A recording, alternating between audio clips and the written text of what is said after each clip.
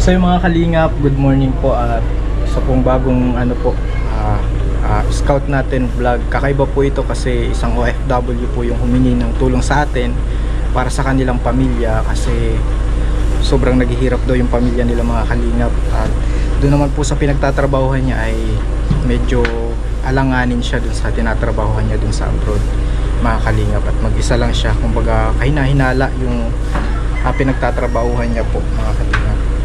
At ang inisip niya yung pamilya niya dito sa Pilipinas, walang makain, puro lang utang, at maya-maya po ay tatawag siya para humingi, kausapin tayo. At syempre nandito naman po tayo para pakinggan yung isang kababayan natin na OFW na nandyan sa Saudi, at kausapin po natin at tutulungan po namin sa abot ng mga kaya. Madam, nandiyan ka po ba? Nandiyan ka pa po ba? Andito po. Ano po kung maipaglilingkod po namin? Kailangan nyo daw po ng tulong. Opo, gusto ko po sana hingi po ng tulong ang aking pamilya kasi 3 weeks pa lang po ako dito. Parang sobrang na-stress na po ako sa problema ko sa pamilya ko sa Pinas. Kasi po may 6 na anak po ako. May baby po ako. Sa taon may 6 na buwan. Tapos po, mahirap lang po talaga kami doon. Nabubuhay lang po kami sa araw-araw. Utang na lang po ng utang.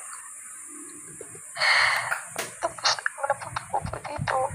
Malaking bahay po. 3rd floor. Ito po ang kwarto. Ito ang CR. 2 ang salas. Ito po malaking bakura. Eh, minsan po sa sobrang stress ko po. Kasi hindi po ako magkalik. Hindi po ako magkabalik. Minsan naisip ko na lang po na baka po solusyon po yung pabigti na lang po ako para masistance po yung pamilya po. Kasi naghalo-halo na din po yung sipag ko na Opo. ano po, magpapasukan. Walang mga gamit yung anak ko. Wala kami yung bahay po namin. Talaga pa totally sira po talaga na. Kalis, tapal nga lang po yung bubong nun. Tapos, sandag sa inisip ko pa po nung mag-validation po sa Philippines nung August 11 po. Di po na yung purpose ko po kasi po sa akin po yun ang pangalan. Di ipapachins grande po para po nawala naman po ko ng pag-asa kasi tagal po nang sinantay po namin ang mga sama sa province. Ano naman po ang nangyari. Okay, Tapos, naging isipin ko din po yung panganay ng mag-apply po kasi mag-abroad noong April. Iniwan ko po sa kanya yung 5 kapatid niya. Kaya po, noong April po din na po siya nakapasok. Kaya po, okay. na-stop po siya mag-aral. Opo. Okay. So, ang pinakaano nyo po talaga yung pamilya nyo dito na naiwan po sa Pilipinas. Yung panganay nyong anak, hindi na nakapag-aral kasi siya na yung nag-aalaga ng mga anak nyo po. At dyan naman po ay 3 weeks ka pa lang po dyan sa abroad. Saan ka po ba dyan sa abroad? Sa Daharan po, Saudi Arabia. Sa Saudi, nasa Saudi ka po pala. Ayan. So, ang problema nyo po, yung financial ng pamilya nyo dito sa Pilipinas, meron po kayong anak, 6, tapos yung panganay yung nag-aalaga, natigil na sa pag-aaral. Ayun po. At meron pa po pala kayong baby. Yan. Paano po yung pang-araw-araw nyo po ng nyo dito, ng mga anak nyo dito sa Pinas? Paano po yung pang-araw-araw? Puro na lang po utang. Utang po. Meron pong pinahan na naawa po sa akin kasi naintindihan po yung kalagayan ko. Yung po nang po malagang utang. Di pag wala po, tiis. Okay. Kaya nga po ako nagpursige kasi minsan po natulog po yung mga anak ko na walang laman po ang dyan. Siyempre hirap po namin dyan. Pero mas mahirap po kasi yun talaga na na ganyan yung pamilya mo. Wala pong magawa. Kaya may sumpo na isip mo po, magbigti na lang po. Mga solusyon na lang po yun para bigti na po ang pamilya po. So, madam, huwag niyo pong gagawin yan, yung pagbibigti. Ano po, at dito naman po kami, Team Kalinga, para makatulong sa abot ng aming makakaya. So, ibig sabihin po, wala po pa kayong kinikita dyan sa abroad kasi ganyan yung katayuan ng pamilya niyo po, ng mga anak niyo po. Ano pong problema dyan sa may problema po ba dyan sa tinatrabahuan niyo po? At wala po kayong maipadala? Pag-uwan pa lang po kasi ako. 3 weeks pa lang po ako. 3 weeks? Opo. Ano po, so sa sobrang stress na po kasi priority ko po talaga pamilya ko. Yung maisipin po yung problema po sa amin, parang ganyan po nagkadalo-halo na po. Ganito po Minsan na lang po naisip ko solusyon. Opo, ganito po madam, ang lakasan niyo po yung loob niyo at pupuntahan po namin yung sinasabi mong pamilya. Yung mga anak niyo po, titingnan po namin yung kalagayan, titingnan po namin kung ano yung maitutulong namin sa kanila. At ikaw naman po dyan, syempre lakasan niyo po ang loob niyo. 3 weeks pa lang po kayo, wala pong kita, wala pang sahod. Pero for the meantime, madam, huwag kang magparaisip, lalo na huwag mong isipin na magpakamatay. Laging may rason ang lahat ng paghihirap natin. Lagi pong may kalakip na ginhawa. Pag naghihirap tayo, may kalakip yan na ginhawa. Basta kumapit lang, magpakatatag ka lang po dyan kasi dito naman kami, Team Kalinga, pupunta po kami dun sa pupuntahan po namin. Siguro mamaya siguro mapuntahan po namin. Puntahan namin yung pamilya nyo po. So, sino po yung namin, makakausap namin dun? So, meron naman po ditong Opo. Po yung panganay na anak ko po. Opo. Okay po, may yung classmate nyo na lang po yung tatanungin namin yung mga information para mapuntahan namin yung mga anak mo. Okay po ba yun, madam? Okay po ba yun sa inyo? Okay. Salamat po. Okay, huwag po kayo mag-alala dyan. Lakasan nyo po ang loob nyo. Sige po, madam. God bless po Lakasan nyo ang loob. Mamaya po, pupunta na kami po. Sige po, bye-bye. Nandito na po tayo mga kalingap dun sa pamilya ng OFW na humingi sa atin ng tulong. Hiningi niya po ng tulong yung pamilya niya kasi may problema po sa trabaho niya. Ito daw po yung bahay mga kalingap. Ito po yung bahay na ni Ate Julie ng OFW po. Grabe yung bahay. Tao po. Tao po.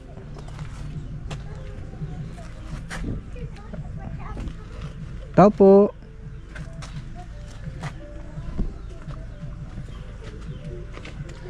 Po yung bahay, lang. Ay, magandang hapon. Magandang hapon din po. Yan, ikaw yung anak ni Ate Julie? Si mama mo yung nasa Abroad. nasa abroad. Humingi siya ng tulong sa amin para puntahan kayo. So, kayo yung mga anak. Opo. Oh, grabe. Dito kayo ito yung bahay nyo? Opo. Tapos po kapag umuulan po, doon po kami sa kapitbahay namin po natuloy. Medyo nagagamit pa ninyo ito? Sirang-sira na. Sirang-sira na mga kalingap. Ilang kayong magkakapatid dito? 6 po. 6? Asan yung iba? Nasa labas po. Nasa labas? Tawagin daw natin. Tawagin mo to, yung kapatid mo to. Kumusta na? Medyo okay po na hindi. Medyo okay na hindi? Bakit? Kasi po arag po kayo na ang buhay mi. Kasi ganito yung sitwasyon. Sobrang sira na. Ilang taon ka na ba? 14 pa lang po sa October. 14 ka pa lang sa October. Anong pangalan mo nga? Jamaica po. Jamaica. So ikaw na yung nagtayo na nanay sa mga kapatid mo. Ano po. Simula po nung nag-alis po si mama. Kailan pa umalis si mama mo? Magtatatlong linggo pa lang po. 3 linggo. So ganito yung iniwan ni mama mo. Ano po. So ikaw yung mag-aalaga daw. May mga kalingap, may ano pa. May baby pa. Nakakapagpadala si mama mo? Hindi pa po. Medyo may ano po. Medyo maisog po ang amo. Saka na 3 linggo pa man lang po si mama. Na 3 linggo, matapang yung amo. Kaya po kami Paano kayo nabubuhay? minsan po nakikikain po kami dyan sa kapitbahay po namin. Tas po, minsan naman po nakuha kami kina Kuya G po, nadipiyang ko. Kasi nagatas pa po ito eh. Nagatas pa siya. Anong gatas niya? Bear brand po. Bear brand? So ilang ano na siya? Ilang taon na siya? Isa pa lang po. 1 year old, tapos kailangan ang gatas niya pang ano talaga. Kasi baka maging malnourished siya kapag ganun. Kumakain na din siya, no? Ano po? Kapag kain naman siya. So ito pa yung mga inaalagaan mo. Ayun po. Anong pangalan mo? Coiner po.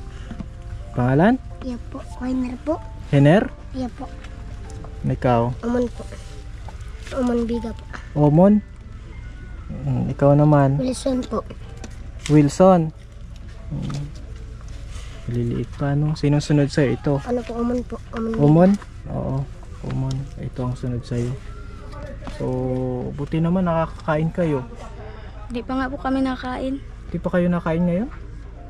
Minsan po naturog po kami, may laman po at tulak. Kasi po, mahirap talaga po ang buhay. Wala talaga kayo ngayon na ano? Grabe mga kalingap. So ano pa yung mga ano? Ano pa yung mga kulang ninyo? Anong pang mga pangangailangan nyo dito? Kami po sang makahingi po ng tulong na mabigyan po kami ng higaan, kumot po sa kaunan, saka po mga damit po namin. Kasi po yung mga damit po namin nabasa po ng nung ulan, nung nagbagyo po.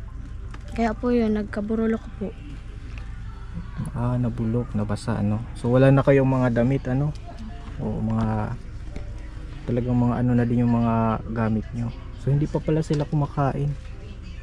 So kasi pinapunta ako dito nung nanay mo. So nakilala ko siya kay ate, dun sa classmate. Dun sa classmate niya. Na talaga pala mga kalingap na ano ito. Sobrang nakakaawa na po ang kanyang kalagayan. So pag umuulan, nakikitulog sila kapag nandito sila. Ayan, kung di pa pala nakain. Nag-almusal na kayo? Hindi pa po. Anong oras na ngayon? Mga kalingap, ano na po? Hindi pa kayo, wala kayong almusal mula kanina. Lang nga po ako ng malunggay po. Malunggay? Naglaga ka ng malunggay? Opo. Nasaan yung malunggay? Nandun po, nasa may kawali po. Tingnan daw natin.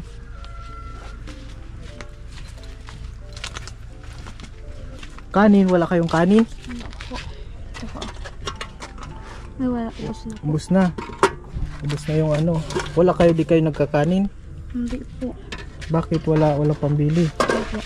Nakakasupog man na po para ko apo kay Kuya Dita. Nakakahiya na. Opo, kasi po madami man akong utang. Madami na kayong utang? Opo. Hindi pa man po napadala. Wala pala talaga kayong pagkain pa ngayon. Dito kayo nagluluto. So kailangan ayan mga kalingap. Wala pa po silang kain, almusalan. Alas 3 na po. Nasa alas 3 na din ng hapon. Wala silang almusalan, wala silang tanghalian. At nakakawa po yung sitwasyon ni ate. Kaya pala sabi nung OFW na yung nanay nila nandun sa ibang bansa ay gusto na niyang magpakamatay kasi hindi siya makapagpadala. Ganito yung sitwasyon niya ng mga bata, walang makain. Talagang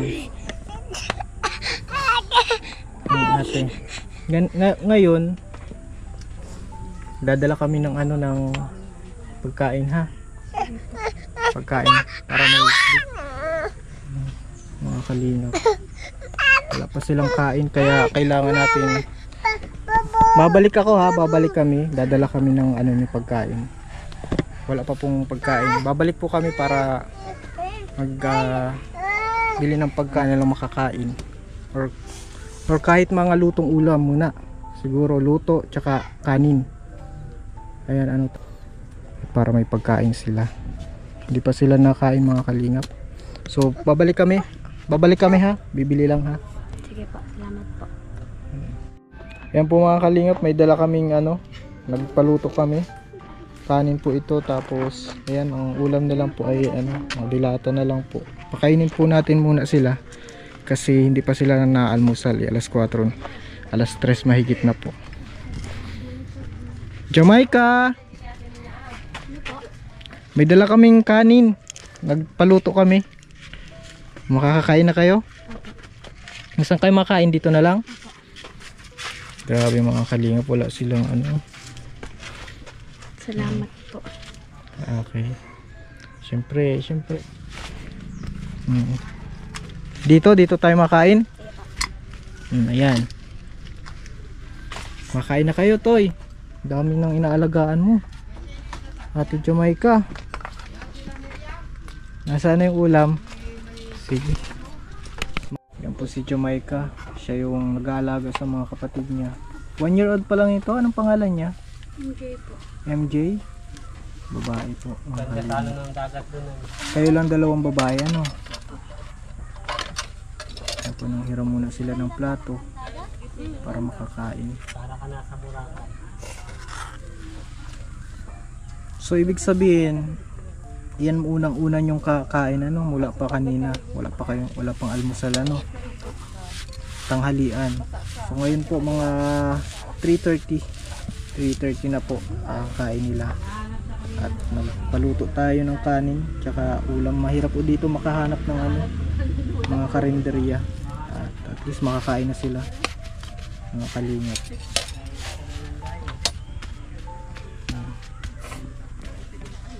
Minsan talaga na ano nyo, hindi kayo nakakakain minsan. Kaya po palagi na lang po siya naiyak. Baby. Buti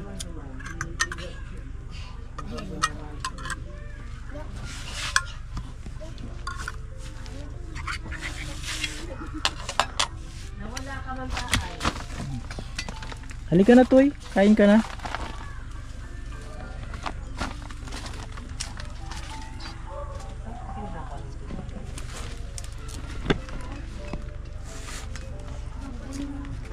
Yan na muna po at wala kaming nakuhang karinderya dito kaya wala po ulam na mahanap.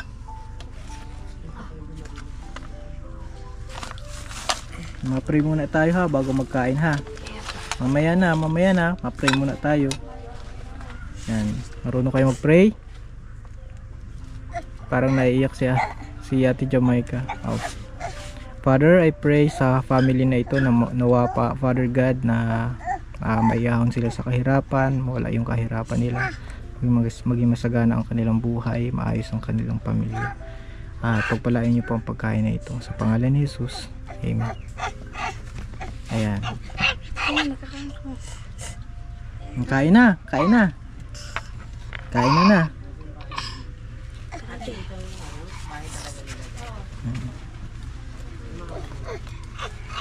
Mainit. Ihipan nyo muna ha. Mainit bagong ano yan. Hipan muna, mainit. Yan, hipan muna. Ikaw, Jamaica, kain ka na. Pagkatapos na lang po nila. Pagkatapos nila? Mag-aaral ka, Jamaica? Nagtigil na po. Nagtigil ka? Kasi po ano po, kay nung nag-a-apply po si mama mag-abroad, napilitin pong walat po kami. Oo, iwan kayo. Opo. Tapos po, noon, iniwan na nga po itong mga kapatid ko po sa akin para maka-abroad nga po siya. Tapos yun po, napabayaan ko po yung pag-aaral ko, pati na po sila dahil ko naging po natin. Nag-iyak si baby, gusto natin kumain. Sige, subuan natin siguro. Subuan may tan. Buti mababait man yung mga kapatid mo. Mga, Nasunod man po. nasunod naman sa'yo. Hipan mo ha, hipan mo. Hipan mo muna, mainit yan. Malakas man na din pala siyang kumain, ano? Apa. Okay. Ang importante may pagkain kayo. So pagbalik namin, ano nga yung hinihingi nyo sa amin? Yung ano? Mga kumot, ganyan. Tapos po, higaan po. Tapos po, damit sana po namin. Damit, Tapos po, wala na pagkain kayong po damit. namin. Pagkain. So ngayon, upload na si mama mo. Anong nangyari? Bakit daw, ano sabi niya sa'yo? So, sabi daw nga po niya ng pagpasensya na muna daw po siya. Kasi daw po, araw daw po kayo na nangyari sa buhay. May pagsubok lang daw po ini. Tatagan ko daw po ang loob ko. Maski mayo daw po siya. Magtultul daw po ako. Mag-ayos ka, ano? So, ang nakakaalam talaga niya ikaw, ate. Oo. Yan po, kasama po namin yung classmate. Asawa po ng kapatid po ng asawa ko. Yan. Si ate. Ate Reyna, ano po yung nangyari sa nanay nila na nag-abroad? Hindi ko kasi alam na na ganito din yung sitwasyon niya. Dati na kasi siyang humihingi sa akin din ng ng kunti lang daw na tulong man lang sana. Yun nga lang, kaso nga lang hindi ko yun maibigay talaga na lalo na sa financially baga. So yun, pinangako ko sa kanya na gagawin ko din naman sana ang para kumbaga gagawin ko ang lahat para makatulong sa kanila. Ayun nga, sinabi ko na ilalapit ko sila sa sa Kalingap. Kasi nga alam ko na mga sila tumutulong sila sa mga mahihirap na mga ganito na nangangailangan talaga. Deserve nilang tulungan. Kaya yun, nakita ko talagang talagang para sa akin deserve talaga silang tulungan. Yung nanay nila po, bakit sa Yung nanay nila sa abroad, hindi pa talaga totally na stable yun. Kasi magti 3 weeks pa lang siya doon. Ang umiiyak siya sa akin kagabi na ko siya, naka-video call ko siya. Humingi siya ng na gusto na niyang gumib up sa buhay niya. Yun yung sabi niya sa akin kasi nga daw, ang inaano niya, magkakapera daw siya doon kapag yung alam mo yung magbibikti daw. Yun ang sabi niya sa akin. Sabi ko naman, wag mong gawin yun kasi mas kailangan ka ng mga bata kaysa sa ganun na makukuha nilang assistant para sa alam mo, namatay siya doon. Pero namatay siya doon, yun, may makukuha siya sa tulad ng sa OWA, mga ganun ba Para sa mga bata. para sa mga bata. Tapos para matapos na rin daw yung yung paghihirap niya, yung nararamdaman niya mula noon na nagkaroon siya ng problema ng mga ganito ba. Tapos iniwan pa niya yung mga anak niya dito na mag-isa, nakasama ito si Jamaica nga lang yung inaasahan niya. Yun. Tapos yung doon, yung pinagtatrabahuhan niya, kahit mahirap, sabi niya, kahit daw mahirap, pag aanahin daw niya, pagsusumikapan na magtrabaho siya kahit na nahihirapan siya. Third floor kasi yung bahay na napuntahan niya, tapos puro camera nga daw. Tapos yun nga, nung nagtry siyang mag-advance para sa mga bata, pero parang lang daw, deadma lang daw siya sa amo. Parang kaya hanggang ngayon ito yung ini-stress niya na talagang gusto niya nang magpakamatay para magkapera. Yan yung inaano niya sa akin. Minimension niya yung anak, kaya sabi niya mate, pwede bang bisitahin mo o kaya kahit man lang daw yung kumot, mga ganito ba na tapos yun nga, sa bata nga kasi yung mga pagkain nila na inaano daw dito, anong tawag doon to yung pinagkukunan sa tindahan lang daw, tapos sa tindahan lang, tapos ang pangako daw ata sa tindahan kapag nakapagsahod na siya, halimbawa babayaran niya yung si Kuya Jay daw na na minimension niya sa akin. Jay daw ang pangalan noon. Ayan, ubos na. Ito ate, may pa may isa pang lata. Ba't di mo binuksan yung isang lata? Para po mamayang gabi pa po. Mamayang gabi. Grabe mga kalingap po. Inano niya po para meron silang ano. Dalawa po ang binili ko. Pinagkasya niya yung isa para mamayang gabi. Wala ka mong ano eh, tinda na ito lang ka na available. Opo. So ibig sabihin lahat ng pagbabudget nasa iyo na din. Yung pag-uutang nasa iyo na din ano. So nahihiya ka na din mangutang. Po. Ayaw mo Kaso na. no choice po eh. No choice. Yan mga kalingap si Ate Jamaica, kawawa naman. So parang ikaw na din yung nanay ni MJ kasi lagi mo siyang karga-karga eh. Ate MJ, anong message mo dun sa nanay mong OFW? Ma, pakatatagan mo po ang ano sa diri mo po, tapos dahil mo po dahil mo po ituloy itong sabi mo pong mabikti ka kasi po kaya ko man lang po ini ginagawa aram ko pong naghihidap ka man po dyan kaya kailangan tabangan man po, pero pag araw man po kaya na iniisip mo man po na magbigti, garo iniisip mo man lang po na ayos lang kami igdi. Mas lalong hindi kayo matutulungan pag nawala siya, no? Po. Saka po ininghidap ininghirap Tagalog tayo. po namin yung dinadanas. Madadagdagan pa po ini kapag tinuloy mo po yung pagbikti mo. Totoo. Tama po yun, tama. Tama yun Ate Julie, yung nasa abroad. Huwag ka pong magbibikti Ate Jolie kung napapanood niyo po ito. Ito po yung mensahe ng iyong anak na si Jamaica, panganay. Natatagan mo po daw dyan.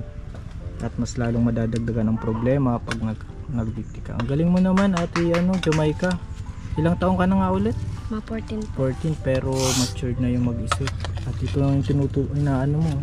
Nasaan na yung papa mo pala? Hiniwalayan na po ito hiniwalayan na po ni mama kasi po binubugbog po si mama, tapos po ako pinapasok po ako ng sigarilyo nun kaya hiniwalayan po ni mama. Grabe mga kalingap. Grabe palang sitwasyon ito. Talagang nakakadurog puso yung kanilang sitwasyon. Kailangan po talaga nila ng paglingap. Talagang deserve po silang tulungan ng kalingap. Sa nais pong tumulong sa kanila, contact nyo lang po ako sa Facebook account Alvin Caceres. Hatid po natin ang tulong sa kanila. At ano yung mga kailangan nyo? Higaan sana po, tapos po unan po kumot sa po mga damit po namin. Saka po mga pagkain po namin. Kain. Anong gatas ng baby? Baka nagagatas pa siya. Ano po, Bear Brand po. So, wag Bear Brand. Dapat makahanap tayo ng gatas na pang 1 year old. Saka po, kung pwede pong makahingi kahit konting tulong po, gusto po sana po namin mag-aral, kaso po wala po kaming kaya nang magbili po ng gamit, saka po uniforme. Okay. Grabe ito, nagpapawisan na din. Sige Ate Julie ha. Ate Julie na pati Ate Jamaica.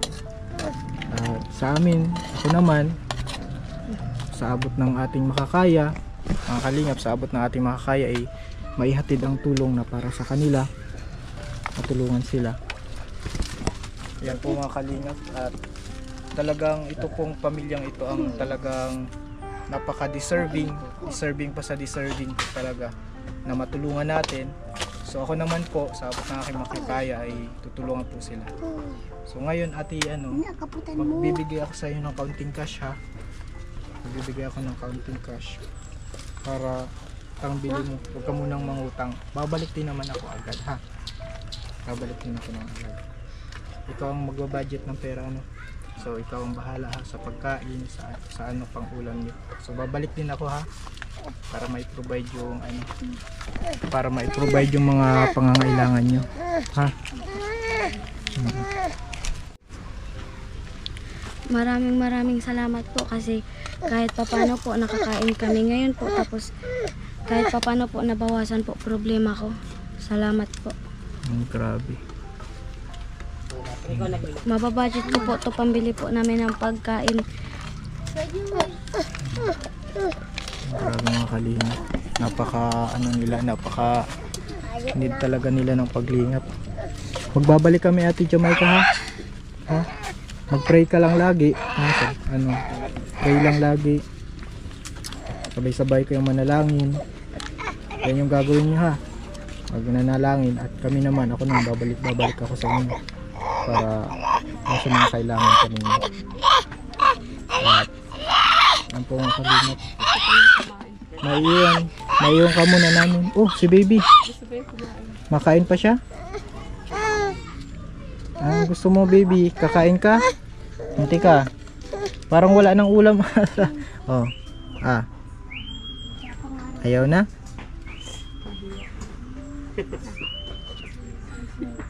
Dali na at ako ang masubo nito. Nahihiya ka? Oh, yan. Nguya. May pamunas ka ba dyan ate ano? Tanggalin natin yung mga dumi niya, kanin niya sa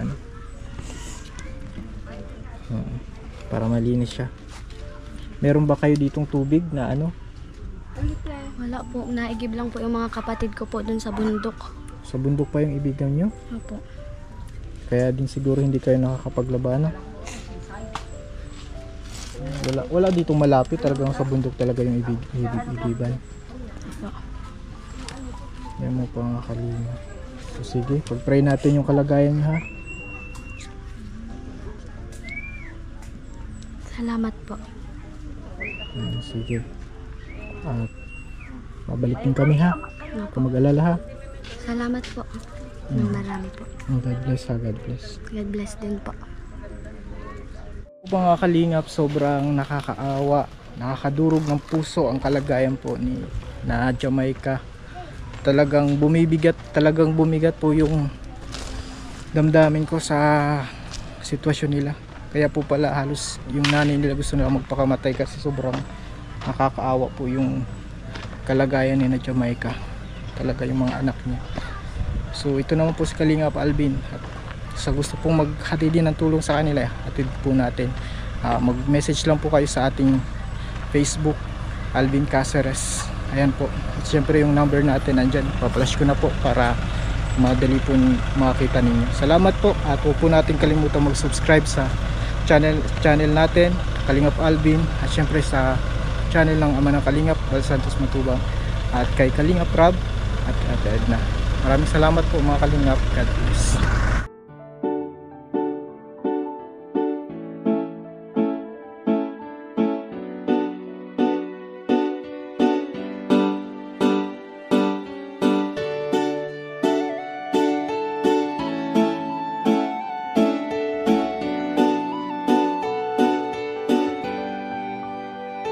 Siya ang kaibigan nyo, palaging malalapitan nyo. Walang ibang hangat kundi ang magpasaya ng kapong Pilipino.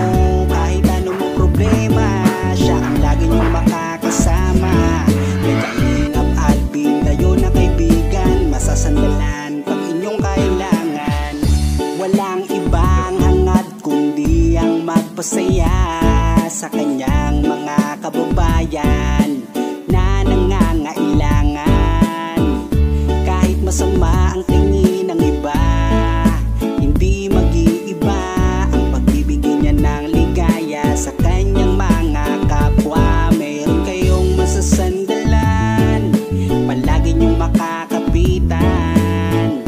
Isang Bicolanong may mabuting kalooban, sumama ka, sasaya sa mga video niya. Simpleng lalaking may busilak na puso at matulungin, yan si Kalingap. Siya ang kaibigan nyo, palaging malalapitan nyo. Walang ibang hangat kundi ang magpasaya ng kapong Pilipino. Kahit anong problema, siya ang lagi nyong makakasama. May Kalingap Alvin, kayo na kaibigan, masasandalan pag inyong kailangan. Hindi magdadalawang isip na kayo ay tulungan. Hindi mag-aalinlangan para sa kanyang kababayan. Hindi magsasawa, hindi magbabago. Basta Kalingap Alvin, makadiyos at makatao. Mabait, masipag palagi nandito.